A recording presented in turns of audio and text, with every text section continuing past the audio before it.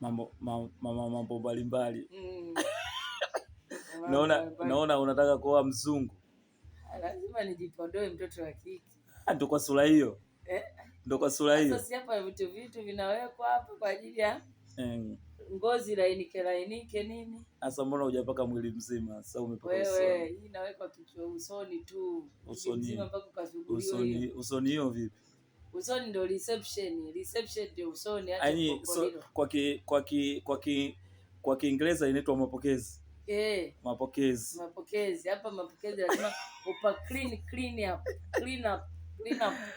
Isema wanawake mna kazi sana.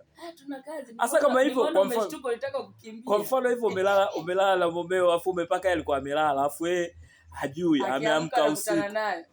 Sasa anajua bibi yake kaja kumfuata. Nimeona ulivoruka. Unataka uruke ile sofa chip. Unajua umetisha. Ungeumia bure. Unajua mimi nilikuwa na chat. Hapa mtoto